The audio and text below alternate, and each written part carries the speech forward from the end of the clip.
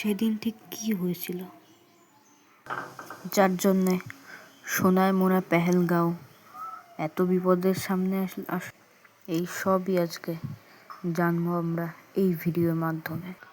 ओए छोटू ये ले बॉल पकड़।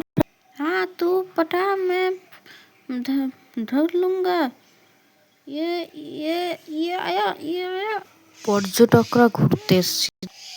ओए इस इलाका काफी ज्यादा बहुत बढ़िया है यार। हाँ यार मेरा बहुत आनंद हो रहा है। हाँ भाई वैसे तो यहाँ पर कितना सुंदर हवा चल रहे है। पहलगांव गाँव यार बहुत अच्छी है यार, मेरे तो बहुत अच्छी लग रहा है। কিন্তু এত সুন্দর পরিবেশটি কেউ যেন নজর দিয়ে দিয়েছিল। এমন একটি আওয়াজ আসলো যার মাধ্যমে পুরো জায়গাটা থমকে গেল। গুলি।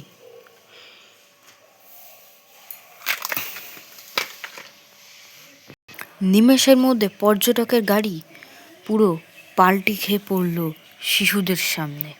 अरे नहीं मैं तो मर गया यार। ओए मैं तुम्हें बचा रही हूँ, मैं तुम्हें बचा रही हूँ।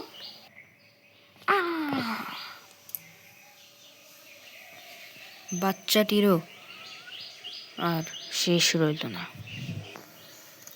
এই সব কিছুর পেছনে ছিল हम किसी को नहीं छोड़ूंगा, आक्रमण। একটি সাহসী যোদ্ধা ছুটে এলো। मैं तुमको नहीं छोड़ूंगा।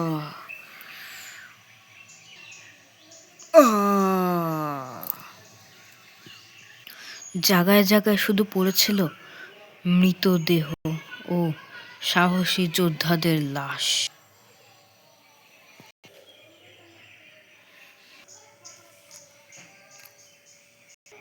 Army ambulance yellow.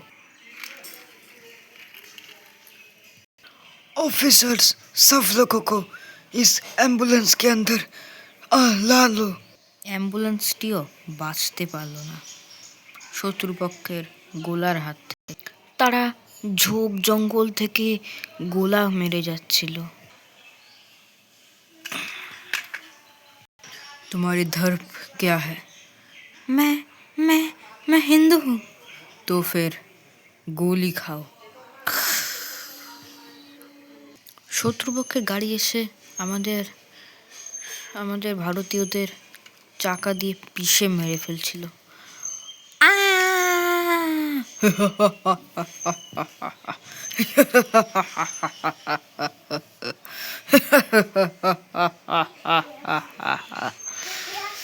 हिंदू लोग को कोई नहीं बच सकता है।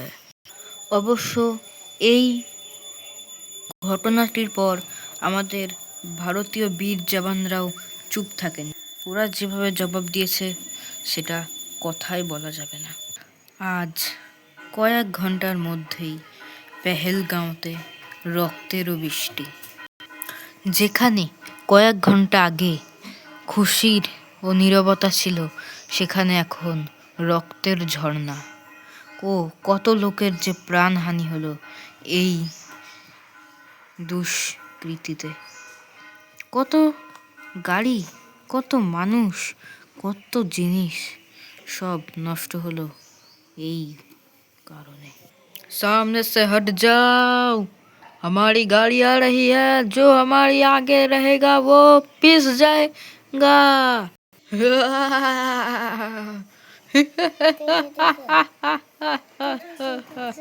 सब लोग को मरने के लिए तैयार हो जाओ, तुम्हारे आदमी तुम्हारे लिए भूल गया है और हमारी हाथ में तुम्हारी जान जाएगी।